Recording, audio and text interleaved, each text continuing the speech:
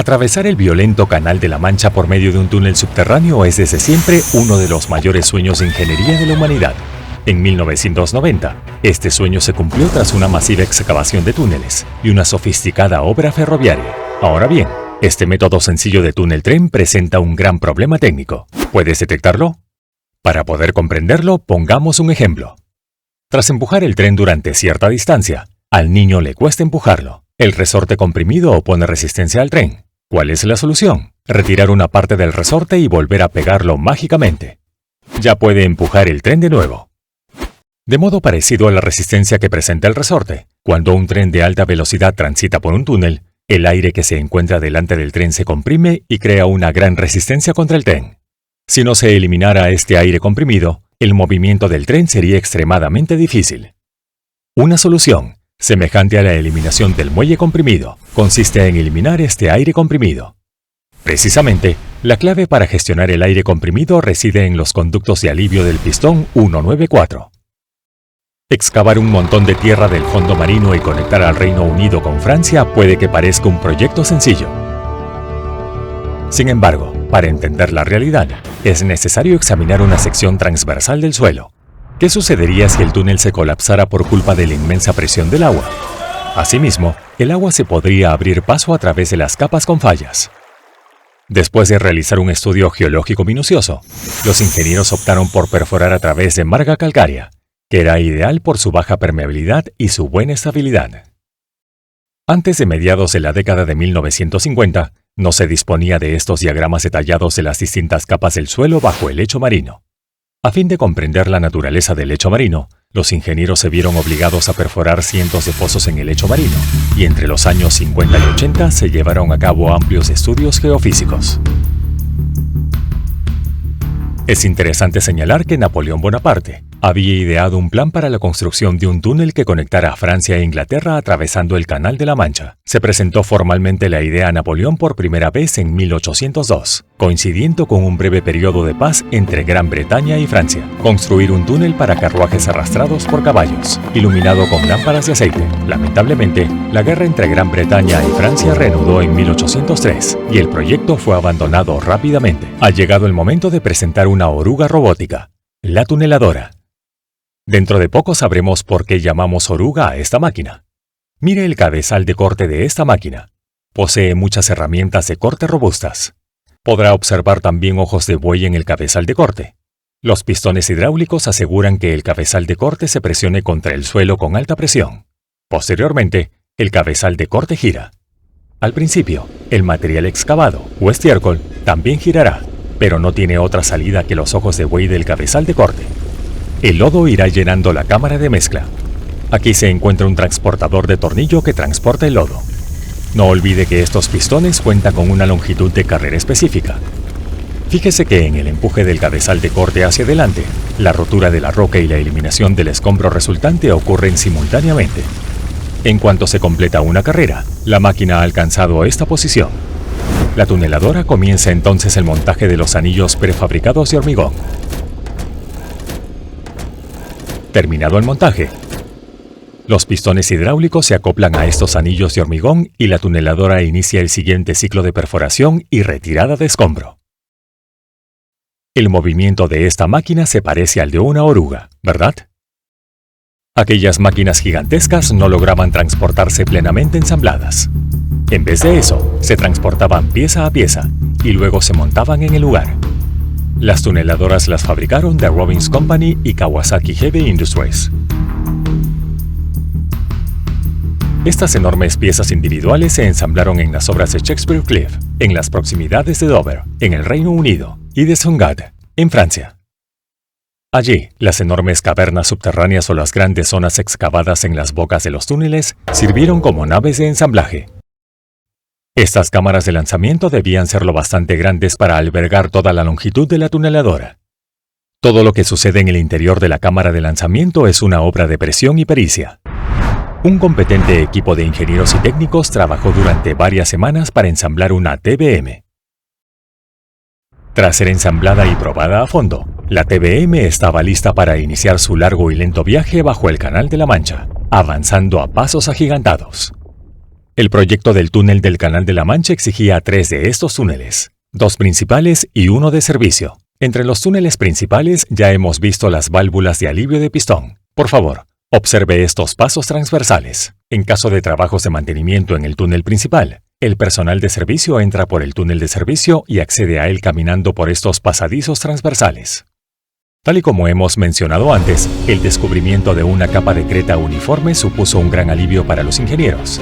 Las tuneladoras podrían penetrar con facilidad a través de ella. Pero mire la forma de esta capa.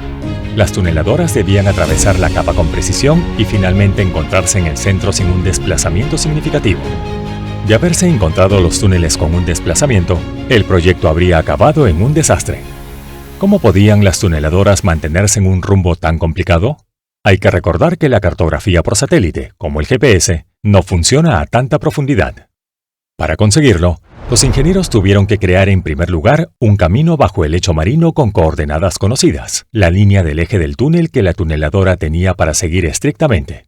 Esto exigió las ingeniosas técnicas de topografía y el sistema de guiado por láser del túnel bajo el Canal de la Mancha.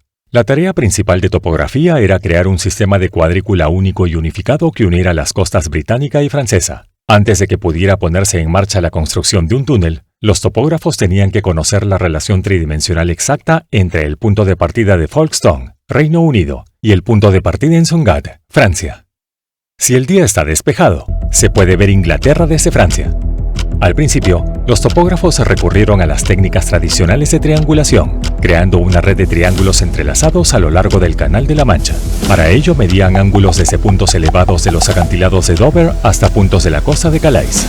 No obstante, la distancia era excesiva para realizar mediciones directas de gran precisión a través del agua. Con objeto de salvar el canal con la precisión necesaria, recurrieron a instrumentos electromagnéticos de medición de distancias de alta precisión.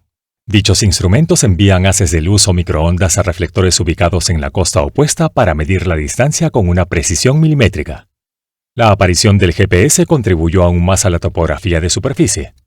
Además, confirmó sus mediciones topográficas.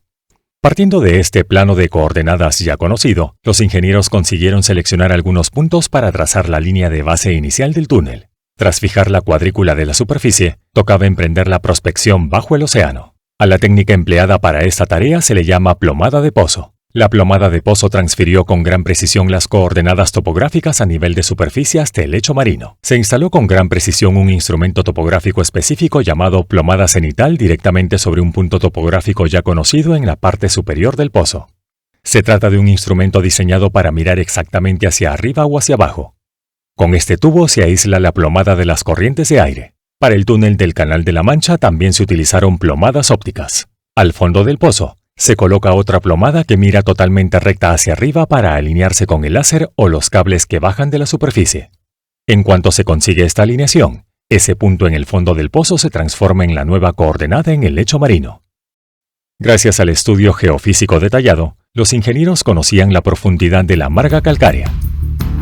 Al combinar estas dos informaciones, los ingenieros fijaron el eje del túnel con muchas coordenadas conocidas en él. Ahora bien, solo quedaba preguntarse cómo hacer que las tuneladoras siguieran este eje del túnel. Es aquí donde intervino una de las técnicas más inteligentes del proyecto del túnel bajo el Canal de la Mancha, el sistema de guía láser para las tuneladoras. Se montó un teodolito láser en el túnel, detrás de la tuneladora. Se dispusieron también algunos puntos de control en la pared del túnel. Tanto las coordenadas del teodolito como las de los puntos de control eran conocidas por los ingenieros. Se montó un objetivo fotosensible en el bastidor de la tuneladora. También se conocía su posición. Imagínese que tras avanzar unos metros, para alinearse con el eje del túnel, había que dirigir la tuneladora de esta manera. Se dispusieron los puntos de control de tal manera que el láser cayera exactamente en el centro del punto objetivo tras una alineación perfecta. Imaginemos que el conductor no dirigiera tanto mientras avanzaba. Evidentemente, esto causaría que el láser cayera descentrado sobre el objetivo. La computadora de la cabina de control del conductor le avisaría inmediatamente de este error, y este podría tomar medidas correctoras. Conforme la tuneladora avanzaba, la estación láser se adelantaba a saltos periódicos junto con puntos de control establecidos más recientemente. Gracias a este minucioso proceso, se garantizaba que la trayectoria nunca se desviara del plan maestro. Pese a que resultó fácil perforar la marga calcárea, Las fisuras del interior de esta capa eran peligrosas. Si el túnel se derrumbaba bajo una fuerte presión hidrostática, se cobraría vidas humanas y también atraparía a las tuneladoras para siempre. Se trataba de algo que los ingenieros no podían permitirse. Por lo tanto, la solución era reforzar el suelo antes de iniciar la perforación. La mejor solución para perforar el suelo era la inyección de lechada. Las tuneladoras disponían de la capacidad de perforar agujeros de sondeo hacia adelante desde el frente del túnel. Estos barrenos recorrían una distancia considerable, 100 metros o incluso 250 metros por delante de la tuneladora que avanzaba. En caso de que la perforación de sondeo indicara condiciones desfavorables, se inyectaba lechada a través de estos agujeros de sondeo. De este modo se consolidaba efectivamente el terreno, se reducía la permeabilidad y se reforzaba la capa de creta antes de que la tuneladora la atravesara físicamente. Les traigo un acertijo para el cerebro. Unos ingenieros perforaron el túnel de servicio antes que los túneles principales. ¿Sabría explicarnos cómo hicieron la lechada necesaria para los túneles principales? En esta imagen se ilustra todo. Al estar ya perforado el túnel de servicio, con estas perforadoras radiales se pudo realizar fácilmente la inyección de lechada para la perforación de los túneles principales. Pese a los abundantes estudios geológicos, las condiciones precisas del terreno en las profundidades del Canal de la Mancha únicamente podían conocerse a fondo mediante la excavación directa. Perforando primero el túnel de servicio, los ingenieros mitigaron el riesgo. De este modo también se facilitó la inyección de lechada en los túneles principales. Gracias a estas inteligentes técnicas de ingeniería, las dos tuneladoras prosiguieron su camino. No obstante, cuando se encontraban a 100 metros de distancia, ambas máquinas se pararon. Solamente una máquina perforó hacia adelante. ¿Por qué lo hicieron los ingenieros? Esta técnica se denomina soft docking. Poner en funcionamiento ambas tuneladoras hasta su último punto de encuentro no era, desde luego, un método seguro. Otra cuestión era la posibilidad de una desalineación. La primera etapa del acoplamiento suave consistió en perforar una estrecha sonda de 5 centímetros de diámetro desde el lado inglés hasta el lado francés. Se completó con éxito esta tarea el 30 de octubre de 1990. De este modo se confirmó que las alineaciones de los túneles eran correctas, lo que significó un gran alivio para los ingenieros. Después del éxito de la sonda, se excavó a mano un pequeño túnel piloto a través de la distancia restante. Todo ello posibilitó el histórico momento del apretón de manos el 1 de diciembre de 1990, cuando los trabajadores británicos y franceses se reunieron por primera vez en las profundidades del Canal de la Mancha. Aquel apretón de manos marcó la primera vez que existía una conexión terrestre entre Gran Bretaña y Europa continental desde el final de la última edad de hielo. Por último, la tuneladora francesa avanzó minuciosamente para abrirse paso por el terreno restante, completando la excavación del túnel de servicio principal. El último avance de la máquina. Si piensa que esta es la geometría definitiva del túnel bajo el Canal de la Mancha, se equivoca. En realidad, los ingenieros apostaron por un diseño más complicado, un diseño con dos cruces. ¿Por qué lo hicieron? En efecto, los cruces dividen el túnel de 50,5 kilómetros en 6 secciones manejables. De este modo, se pueden realizar trabajos de mantenimiento en un tramo del túnel al tiempo que los trenes se desvían mediante el cruce al otro túnel, lo que permite mantener operativa una parte importante del sistema. Si ocurre un incidente o una obstrucción en uno de los túneles en circulación, los cruces permiten desviar el tráfico, minimizando la interrupción de los servicios. Tal vez haya visto estos ventiladores axiales de gran tamaño en el acantilado de Shakespeare del túnel bajo el Canal de la Mancha. ¿Para qué sirven?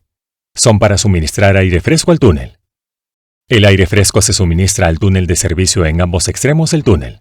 Se mantiene el túnel de servicio a una presión de aire más alta que la de los túneles principales. Posteriormente, este aire fresco circula hacia los túneles principales a través de las rejillas y puertas controladas de los pasos transversales. Los pasos transversales conectan el túnel de servicio con los túneles de rodadura principales, a intervalos regulares, cada 375 metros. Dichos pasos están equipados con puertas que pueden abrirse o cerrarse en función del control del flujo de aire.